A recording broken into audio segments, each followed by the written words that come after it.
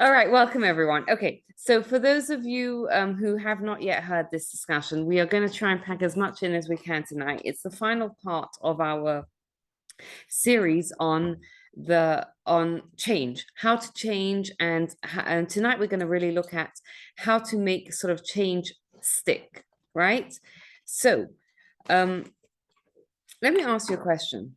How do we feel when we set a goal? And we're talking specifically here. I mean, we could talk about any, but let's try and focus on spiritual goals, right? And by a spiritual goal, I mean any goal that is between us and God, between us and other people, between us and ourselves, right? Any goal that is about us bettering ourselves. How do we feel when we set a goal and we fail to achieve it? Okay. I have a list every day of things to do and I get maybe 2 out of 5 get done. Yay, that's fantastic. Is that how you feel? I mean, I'd be really excited. look, 2 out of 5 is just an objective reality, right? The subjective reality could be, yay, that's fantastic. I got 2 out of 5 done, or oh, I missed 3, right? So which one is it? It's about half and half. Yeah. Some days I'm happy, some days I'm not so happy because I get so much not done. Okay. Someone said that like a failure. Tell me more about that if you don't mind. Like a failure. Like when you don't hit the goal, you feel like you failed it somehow. Well, maybe you don't care that you did. Well, I mean, You just say forget it, yeah. yeah. I do. It's a better Can I push back on that a little bit? Because where does that come from, that like forget it thing? Is it because I think forget it is a different way of saying I feel like a failure. Because when you set a goal, we set a goal because it's important to us. And when we say forget it, what are we really saying? I can't do it. I'm not up to the task. I can't do it. I'm not up to the task. Anything else? I'm not good enough to do it. Nice. I don't know how to do it. Okay. Like, I mean, it's the same energy as I'm a failure. So it is the same energy as I'm a failure. It just sounds different, but it doesn't. I think the feeling, the underlying feeling is the same of whether it's forget about it or I don't, I feel like a failure. It's very, very similar. So I want to start by sharing with you a letter that Rav Hutner was a rabbi that lived in the last century in Baltimore. And once his one of his students wrote him a letter, and he said to him in his letter, he's like, I keep trying and I keep failing. Like, I must be a terrible person, or a letter to that effect. And Rav Hutler wrote a response, which has actually become quite a well-known letter, actually. And what would you, before I share it with you, what do you think he wrote to him?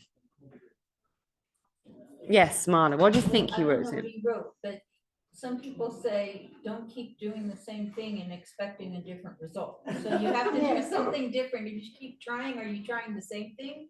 Are you trying something different if that doesn't work? Okay, that's a great answer. Try something different. What else do you think he's saying? You said this, so I'm not cheating by saying what I think, because I really don't know. If you get it right, we'll know you're No, cheating. but I I'm think joking. maybe you said that every time you try, it's a good thing, and that trying is half the battle. Okay, trying is half the battle, and at least you're trying. Anything else? Yes, Cheryl. And it's all part of the journey and you're gonna have ups and downs. But remember that you're on the journey. Beautiful. It's not dark, it's just dark. Like, it's a good thing that you're a failure. Who knows? Like, if you actually succeed at this, maybe that's it for you. You know, fulfilled your purpose. Like, Okay. Okay. So Jessica, there's talking about this concept that a person has a mission to fulfill in life, and once they fulfill their mission in life, that's it. Life might be over, right? We never know. So keep failing. Although, although I mean, we generally believe that people have a lifespan and a mission that fits that lifespan. And we don't know why people live longer and some people live shorter. We honestly have no idea why.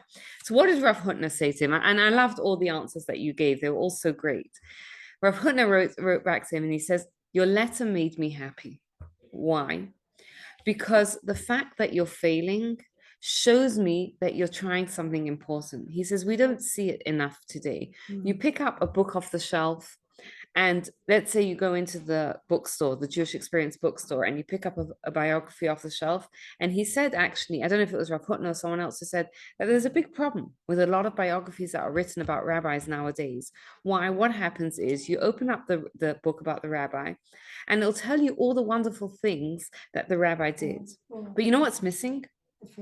The failures, the struggles. And in fact, by the way, there's a book out there called Holy Woman, Holy Woman from Saria Chavid-Rigler, Right. who talks about the struggles, right? And Chicken Soup with Love and Amuna, she does the same things. Saria Chavid-Rigler is an incredible author, and she talks about the struggles that these women had to become who they had to become.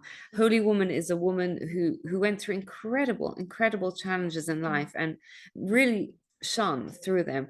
Chicken Soup with Emuna and Love is a book about Rebbetzin Henny Machlis, who grew up in Brooklyn, New York, moved to Israel. She was the mother of 13 children.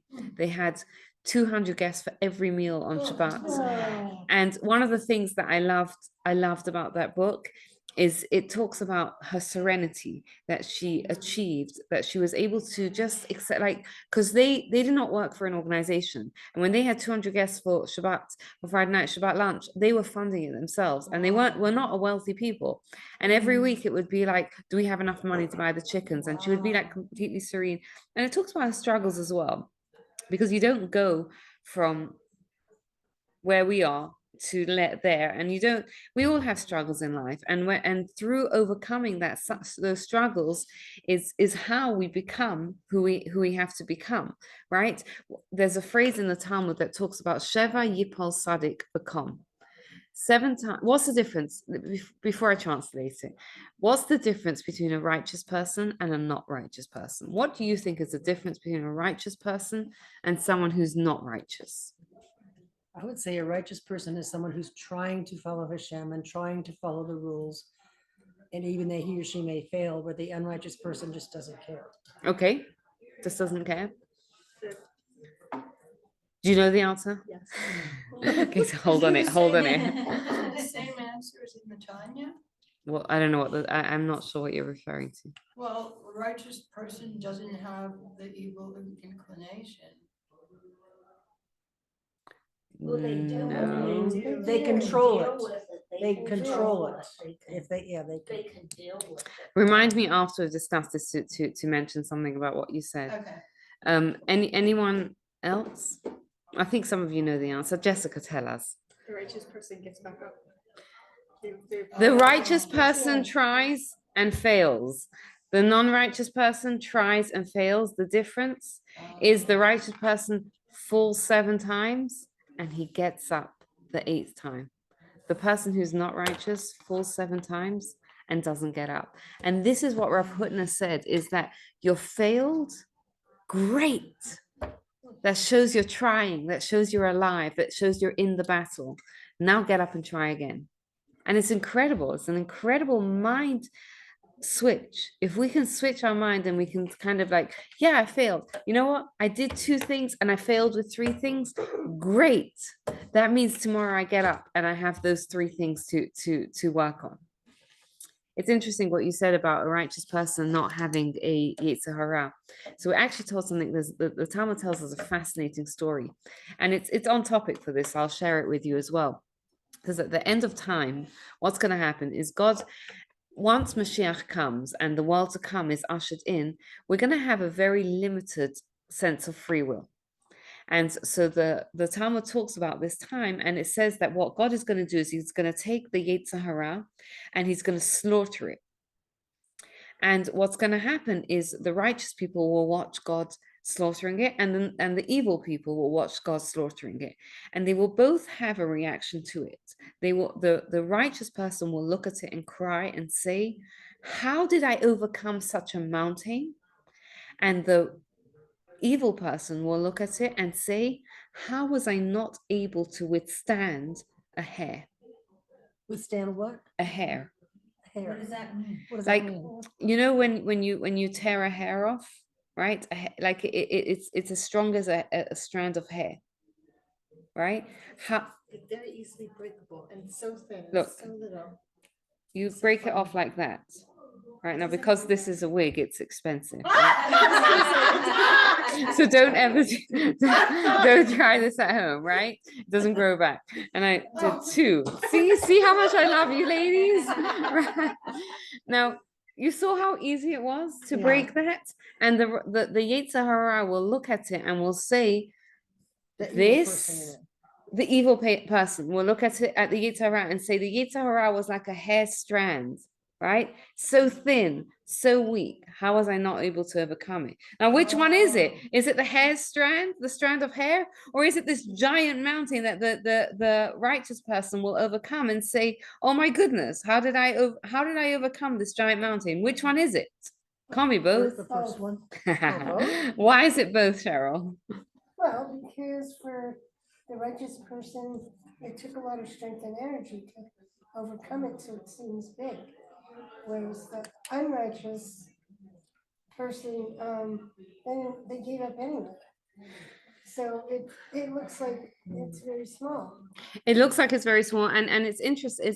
It's also the cumulative effect, right? Sometimes when we're gripped with temptation, it feels so strong, Yeah. and yet if we're able to procrastinate a little bit, the temptation passes, and that's what the evil person will look at the Yetzer Hara and say, wow, had I just waited a bit, the temptation would have passed. The righteous person is going to look at this Yetzer Hara and say, wow, I overcame it and I overcame it. And if you think about it, like each overcoming is a pebble. You put those pebbles on top of each other, on top of each other, it builds a giant mountain. And I think perhaps the message to us is that there's two ways this can go. It's sometimes we look at what we've done and we're like, what did I do? Or we forget the progress that we've made, and we realize that, or sometimes we look at what we have to do and we're like, how on earth can I climb this giant mountain? Like, it's coming up to Yom Kippur, and I told God that I want to be more patient this year, or I told God that I want to do something special for Shabbat. And you know what? I'm standing here before Yom Kippur, and I'm saying the same thing that I said last year and the year before that and 5 years ago and 10 years ago. And seriously, am I actually going to be able to do it? And what we can kind of think and doing is, if we can do 1%, right? So make Shabbat 1% more special. Don't worry about taking on the whole of Shabbat this year. Do it 1% special. Every Shabbat, make 1% special. Imagine if you made every single Shabbat 1% more special this year. Imagine next year what you'll be standing in front of Yom Kippur, a totally different Shabbat. The book Atomic Habits talks about this idea that, the difference between he highlights it with different like sports teams that went from failing to actually winning. And how did they do that? By focusing on becoming 1% better. You want to become more patient? Just do 1% more better, right? And that's kind of what the hair strand is. 1%, it's small, it's nothing. And yet over time, it builds up and it builds up and it becomes this giant mountain that you'll look at the end of the year, and you'll be like, wow, I did that. That's incredible. What book is that called? Atomic Habits. It's I not, just got that on Kindle. Oh, it's James Clear. It's not a Jewish book, but it's a fantastic book about the psychology of change and how we change our habits. Really, really incredible book. Okay, so let's talk about now that we've kind of spoken about the general philosophy of how we reacted to failure. Let's talk about some practical ideas of how we can actually deal with failure in the moment, right? When we're in the moment, right? You've made your New Year's resolution, you know what you want to do, you've started to make the changes, and now you're hitting a failure. What What can we do? Any ideas, any thoughts on that? Yes, Cheryl. You look at the failure and you try to learn from it. So Try and learn from what you've beautiful. There's an idea that I like to quote a lot, which is we take failure off the table. Like, imagine what would life would look like if failure was not on the table. Okay, so what if failure is not on the table? Now you have two choices. It's either you win or you learn. yeah, Right? So either, you know, my goal is, let's say, for example, to light Shabbat candles. Week number 1, I light the Shabbat candles. Week number 2, candle lighting comes and goes, and I don't light Shabbat candles. Is that a failure? it's a learning. It's a learning opportunity, right? How do we learn from it? James Cleary, what can I do next week that will remind me to light Shabbos candles this week? What can I put And in my- before we even go into that, I would say, look at why didn't I light Shabbat Yeah. candles? Is it Yeah. because I forgot to check the time? Is it because I didn't have candles in the house? Is it because I forgot that that was important to me? Because all those different reasons are different, could be different reasons. If you, it's because, you know, suddenly 9 o'clock at night, you remember and you look at the calendar and it's like, oops, candle lighting was 6 o'clock.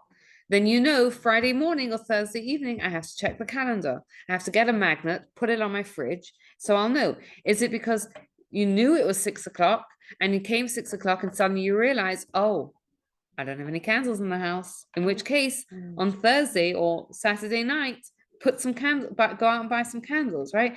You look at it as, okay, why didn't I do what I wanted to do? And how do I learn? And it's such an incredible way of living life, right? And it's a very Jewish concept, this idea that we only look back to learn. We look back. The real greatness comes from when we're able to look at the things that we failed and say, what happened that I was able to do it? And the reason why we do that is to learn what we have to do going forward. Did you have something Yeah, to I say? wanted to Yeah, share something please. somewhat similar. So I'm in the habit of when I light the Shabbos candles, I think of, you know, the people that are sick and everything that I want to have a refuah shlema. And so I was telling somebody, one of the people, and I said, you know, I do it every week, and no matter what, I'm forgetting like 1 or 2 people's names. And I said, now I remember your name, blah, blah, blah, blah, blah. So somebody, I don't even know who it was it you? Okay, says, well, why don't you write the name down on a piece of paper? Like, I never would have thought of that. But now I have to remember to do it before Before- Friday. right, yeah. Yeah. Beautiful. See, I love it. It's that same idea of we kind of look at we look at it with an eye to what caused that, what caused me to do or not do that thing. Now I know what I have to do differently. Is it because I completely forgot that I want to light Shabbat candles until Saturday morning? In which case, put it on my calendar. So I have a reminder, 12 o'clock on Friday to remind me to light Shabbat candles. It's all about looking back to learn what I can do different in the future. You know what I do? Yeah. On my cell phone, you know, you have the little emojis and Yes. you see the candle. I put the 2 candles on the time that's candle lighting. Beautiful. So if it's 3 o'clock and candle lighting's at 5, I can see. It's like, okay, I got a couple hours. Beautiful. Yes, Cheryl. It just reminded me of many years ago when I was becoming Baal Tshuva and I had to learn about kosher and don't mix meat and milk. And, okay, I'm gonna do it. And then I get my hamburger, didn't think about it, get a glass of milk, and 3 hours later, like, you know, and so I couldn't do that, and no matter what I did, I thought, okay, I'm gonna make a dairy kitchen. I can't keep it straight. So. And I want to say something. You know, we look at these things, they're not actually failures. What they are steps to actualizing what it is that we want to accomplish, right? Because it's very nice to have this idea of how to, I'm going to separate milk and meat, but Yeah. that's just an idea. In Right. order to make it into that potential idea into reality, we have to bring it into our life. And every time we make a mistake and we go through that process of realizing, I made a mistake. What caused that mistake? It's how we build that pathway of actualizing it and making it a reality for our lives. I want to share some other ideas. Did you have something to say, Jackie? No, okay. Some other ideas about it, because when we're looking back at what we did, sometimes there's let me ask you this question. I'm here where I am in my life, right? And you can take a moment and think about something that where you are in your life, and maybe you're not so thrilled about where you are, right? How much are we to blame for where we are, for where we find ourselves in our lives today? Fully. Okay. I disagree. No. Okay, this is where it gets But I wouldn't say exciting. to blame, I would say how much are we responsible, fully responsible. Okay, you would say fully responsible. Valerie would say not. You disagree? Because if Please. people do things to me that I have no control of, I You can't your control them. reaction. Yeah, Huh? you control your reaction. Well, I'm not talking about reaction. I'm talking about, her question was, Right, but there's always a reaction. So somebody does something to you, and where you end up after that happens is based solely on your reaction, not based on what the person did. Right. And so an example I get an example of my daughter went through something very difficult this week and could have had two very, very different reactions. And she could, and she kind of had both reactions actually. But she's like, one of the reactions could have ended her up in a very bad place, and one of the reactions and the reaction that she deferred to was okay, this happened, and I'm going to move forward in this way. They're two very different reactions. And at that the was same time. solely in her control. Well, I mean, yes, because she did the work. Like I think. Okay, so mean, can I use, and not yeah. knowing your daughter and not knowing the situation, but can I use Yeah. this as a case study? Let's say there's her and there's her friend, and the situation happens to both of them, and your daughter has that reaction, and your friends and her friend has a very different reaction. Is it solely because of what they chose? because of what? What they chose? Their reaction, you mean their response? Yeah. Yeah, there's. Well, I mean, it has to do with who their parents are, Ah. who their teachers are. My Right, point, that's what I'm going, yeah, that's what I'm going for. What about if friends, let's call her Jane, right, has parents who don't care about her? Jane's going to have a much different reaction than Amuna, and Amuna's had the bad reactions and then learned from them, and this time chose different. Where Jane hopefully will get the same type of help, and next time, God forbid, next time could choose different. What type of help are we talking about? We're talking about therapeutic Yeah. help. What if Jane doesn't have medical insurance and does not have the funds to go for therapeutic help? Yeah, but that's a whole other They conversation. have low-cost options on a sliding scale. I mean, You it's still hard, need but she, it. but she Yeah. also needs to have involved parents, and Right. people that care Yeah. about her. Like, my daughter's in public school. She's around kids that don't have any of that. Yeah. And even that, you have to have a certain access, right? The To thing is, but you get into a slippery slope there because there's so many adults that like, I'm not responsible. I had bad parents, and that's, it depends what age you are, really, But at because. any age, I mean, I think that, like, yes, she's 14. And yes, she had the response that she had and is doing it as well as she did because she spent more time in therapy in her 14 years than most of us will spend in our lifetime. But that's why I say, like, she's controlling her outcome. This other person also, like, yes, to a very large extent, we are the product of our environment, but we have the ability to change that. We don't have to be the product of our environments because we can make the decision to no longer be to say, yes, this is my environment and I choose different. and I want to point out something, and I'm going somewhere with this, so you'll follow along, hopefully, right? And if not, you'll ask me questions. You pinpointed complexities because you pinpointed choices that she's made, and you also pinpointed things that are so out of her control, right? She is lucky and privileged to have parents who care about her. She's lucky and privileged to live in a country where therapy is an option. She's lucky and privileged that she has access to that. Now, the point that I'm trying to make is that both are true, right? There are things that happen to us that are completely out of control, and there are things that we have control over. And there's a third and here. Sometimes we don't know the answer. I'm standing here today and I have a horrible tendency to lie, for example. This is not true. So well, now you have no clue, because if I have a horrible tendency to lie and it's true, I would Then also you're say it's not lying. true, right? So you have no clue whether it is or isn't, right?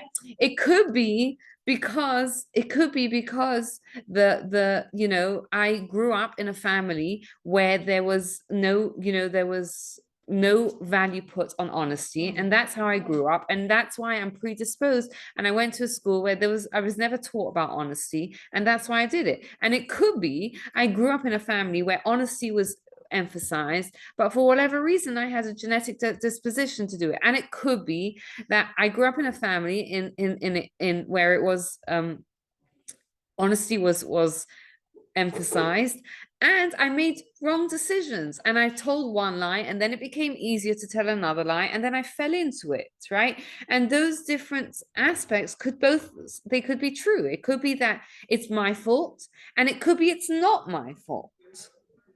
And oftentimes there's an interplay. Some of it's my fault, some of it's not my fault. So it's often, and even with ourselves, definitely with other people, we don't know. We don't know what's in their control and what's outside of their control. Even when it comes to our kids, we don't know. We don't know whether, you know, it's they're making a right choice. They're trying so hard. They're not trying so hard. There's so many aspects that can be at play here. But with ourselves, we're looking back at things to learn from them. It's important to understand that it's not always helpful to kind of point the finger and say, why am I here? I'm here because I made terrible decisions. If you know you made a bad decision and you can learn from it, great. More important is to ask the question of, what do I need to do now? Right? I am where I am. I'm sitting here today and I've got this horrible tendency to lie. What do I need to do now? What do I need to do now? Tell the truth every time, as much as I can, right? So that's the better question to kind of ask, instead of asking ourselves, how did I end up here? And how could I feel so badly? But what is the next step that I need to do? And how do I move on from here? Any questions, any thoughts, any comments on that? Sure. You need to get a lie detector test and give it to your friends and family. I am such a pro liar. I would pass that lie test. Well, Yeah. I mean, I know, just thinking two different people in my life, or that have been in my life, and they both were victims of victim mentality. Because like one of them complains, well, this is, you know, my life is like this because my dad never did this and he never did that, and so look at what I'm doing now, and so I can't help it, blah blah blah. And this other person, no matter whoever aggravates them, was always saying, why me? Why is everyone so stupid? Why don't they just listen? And this person was always angry at somebody. They were always Sounds like my blaming ex-husband. everybody in the world for their problems because no one could get it right. And so these people, the only thing that would make them happy, they can't change what the other people did to them, whether it was in the past or even now, but just if they would just accept that this is the way that, so this one of these people I know was tended to be chronically late. So I wasn't going to depend on this person to say, pick up my daughter from school. And I would say, okay, I'm doing, you know, I'm gonna see this person. I know they'll probably be late. So I'm gonna go on time. I'm not gonna wait for them because I know they'll probably be an hour late anyway. So I didn't want to, like, you know, I wasn't gonna stop being their friend. I just said, okay, she tends to be chronically late, so I can't rely on her for X, Y, Z. So once you accept these people where they're at, and it makes it easier for you to be happy and not let other people get to you or affect you in a negative way. Or choose not to be their friend. Well, yeah, like you could choose that, but I'm just saying, instead of being mad, in other words, I don't want to waste my energy being mad at somebody, knowing that this is their habit. I can't, the hardest thing I've been trying to do mainly is change my family. And that has been like. Can I tell you a story? Can I tell you a story about that? I believe this. I don't remember who it's attributed, but there's a rabbi there's a story told that a rabbi who said, when I was young, I wanted to change the world. Then I got a bit older and I realized that's hard. So I wanted to change my country. Then I got a little bit older and I realized that's impossible. So I wanted to change my city. And then I got a little bit older than that and I realized that never going to happen. So at least I wanted to change my community. And then I got a little bit older than that and I was like, never going to happen. At least I'll change my family. And then I got a little bit older and I thought to myself, if only I would have spent all those years changing myself, then I would have changed my family. Then I would have changed the city, right? So that is, it's, and the hardest thing I think is changing ourselves, right? And the most effective way of changing the world around us. And both things are true, right? It could be that things that happen are out of your control and where you are, and you still have the choice of how you're going to react in the future. Now, when we're talking about change, there's an important thing to the Talmud talks about. Everything is in the hand of heaven except the fear of heaven. What does it mean? What does that mean to you when you hear that? Everything is in the hand of heaven except the fear of heaven. But the heaven makes all the circumstances. And Whether then- yeah. And then fear of heaven is like, trusting in Hashem to help you deal with all these circumstances. Yeah. A lot of times things like our health, our wealth, our family, our social status in the community, a lot of times, sometimes it's because of us, right? Someone who smokes, nonstop and has a lung problem, maybe they have something to do with that, right? But a lot of times it's not in our control. We live a healthy life and we don't know what our health is going to be, right? That comes from Hashem. How we react to it, right? What is our reaction? How am I going to deal with the family and friends that are in my life? How am I going to deal with the money I do or don't have?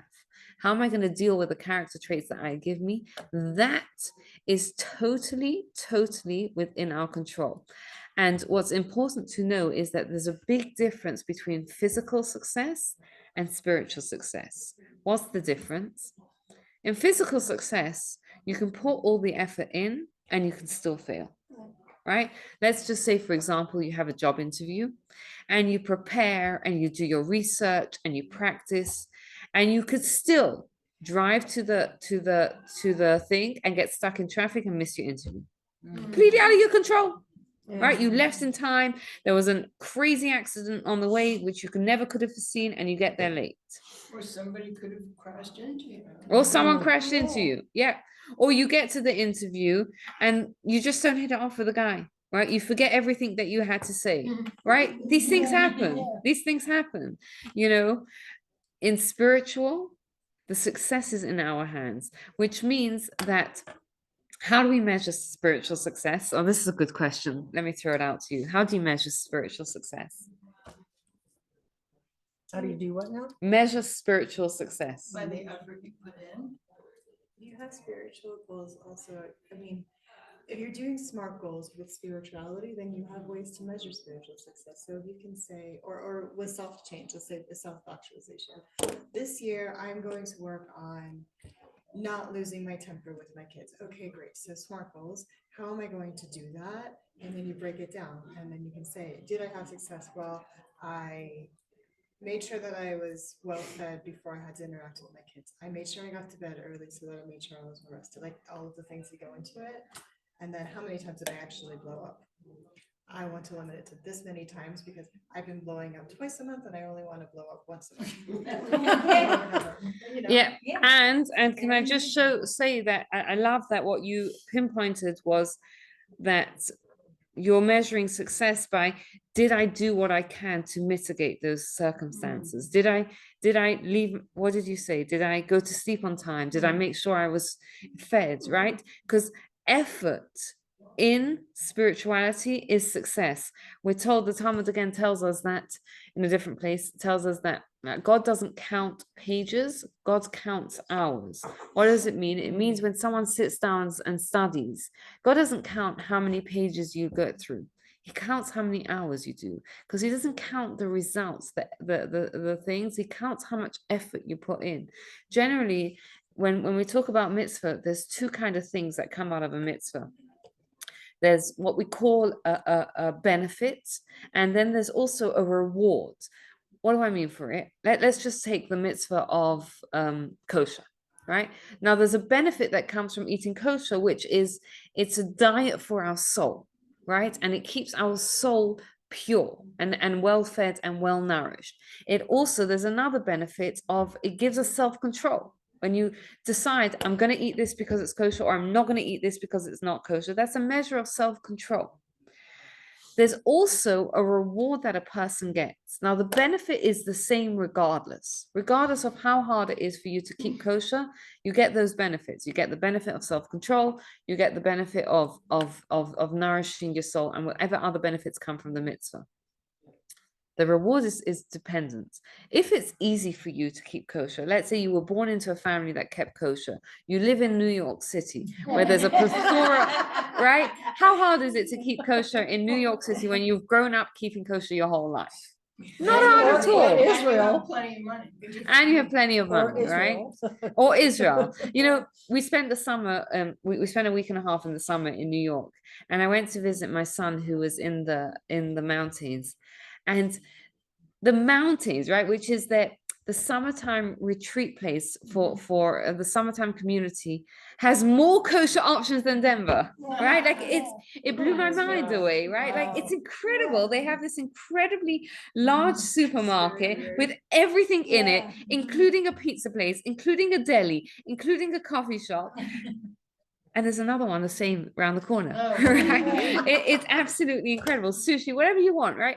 So someone like that who's keeping kosher, is it hard for them? Let's say it's not. So the reward that they get is minimal. They're going to get the benefits, all the benefits, but the reward is minimal. Someone else who's never heard about kosher, learns about kosher for however it is, and chooses to buy a kosher product, and it's hard for them. The reward that they're going to get is massive, right? Because the benefit is the same of the mitzvah, but the reward is dependent upon the effort that we put in. And it's very, very important to remember our effort is what counts, right?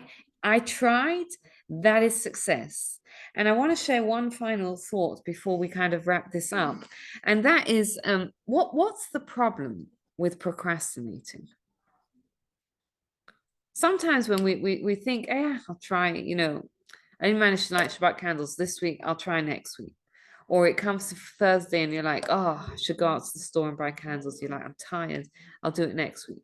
What's the problem with procrastination? It gets harder.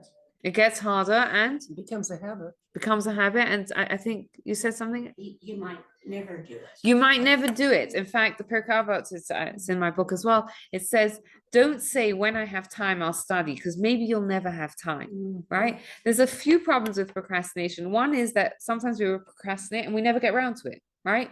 Yeah, I'll do it when I have time. I'll do it when it feels right. Or I'll do it when things are easier. And sometimes we don't have time. And sometimes things don't get easier. And the other problem with procrastination is that even if we do it, even if the next Shabbat I do something, I do light the candles, I've lost that Shabbat forever, the first Shabbat forever. And in fact, if you think about it, what's worse in Jewish thought, to do something wrong, to do an Avera, to do a sin, or to fail to do a mitzvah? What's wrong? To eat something that you're not allowed to eat, or to fail to eat a matzah on Pesach? I would say the second one. Okay. I would say that too. Yeah, me too. And the answer is the opposite. The answer is the opposite. Why? Because in Jewish law, we have something called teshuvah, which is a repair process, right? You do an Avera, you do something wrong, you mess up. There's a process of how we repair it. There's 4 steps. You have to stop doing it. You have to feel bad about it. You have to make a commitment for the future, etc., etc. This is what Yom Kippur is all about, right? We're going to come up to this Yom Kippur, and it's the opportunity to fix all our Averas, all our sins that we've done this past year or up to now. What's the repair process for a mitzvah that we fail to do? How do we fix that? You can't get back a lost opportunity. So when we're kind of looking at how do we fail? How do we make changes stick? I think it's important to remember a few things. It's important to remember that we have to grab the opportunities, because even if we mess up, there's a repair process. But if we fail to try, then we can never get that opportunity to try again. And if we do try and we fail, remember that what Rav Hutner said that the fact that you're failing shows that you're doing well, right? Because that is what a righteous person is. A righteous person, they're not righteous because they never failed. They're not righteous because they keep trying. They're righteous because they keep trying, because they keep failing and they get up, right? And when we're looking at things, we want to try and take failure off the table. We want to focus on either I win or I learn from this. And we when we're learning on it, do it in a compassionate way, kind of look at it and say, okay, what did I do wrong? And I'm only looking at that in order to know what I can do differently in the future so I can have different results. Any thoughts, any questions, anything that resonated with you that you'd like to share with the rest of the group? Put it on the WhatsApp group, but there was a podcast I listened to this week that actually talks about, it's really interesting, and it's Mel Robbins, but sorry if this is what it is, whatever, it is what it is. She had a breast implant that went horribly wrong, and she regretted it the minute that she woke up, and she talks about the 4 years before she got the explant and how that regret over the mistake kept her from fixing the mistake. And it's like a really interesting, but she uses it to like, just as a jumping off point, as acknowledging the mistake right away and then looking for, like, doing the research and then finding the solutions. Is the faster that you do it, the faster that you I love that. Yeah, you you can can like start to regret, move but with the focus on I can repair. Regret with right. the It's focus on repair. the waste of energy and regret when it can be, I can repair. Yeah, repair. I Wow. love that. Beautiful. Yeah, share it on the group. Anyone else wants to share anything? Cool.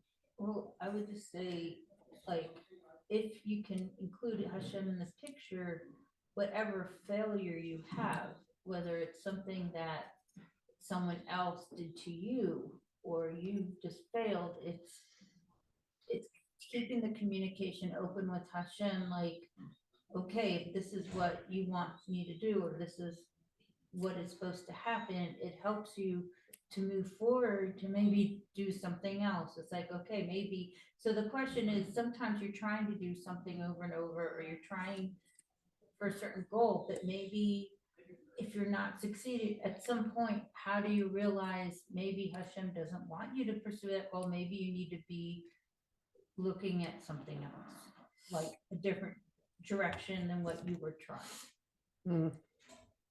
Wow. That's a great question.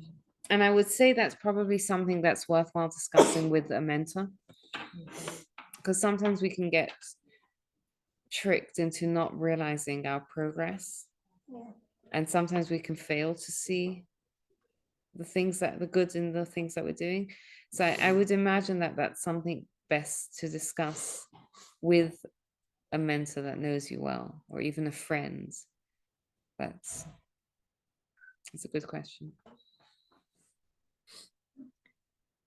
Anyone else wants to share anything? Will we do the rest of this next week? Oh, okay. So next week is Oh. a Chag, and we actually have a Sukkot dinner here. I signed up already. Yay, Well, I didn't fantastic. see an email about I think it was Okay. on Facebook.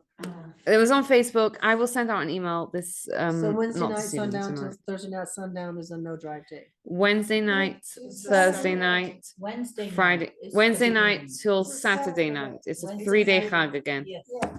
3 days of no driving? Yes. Yes.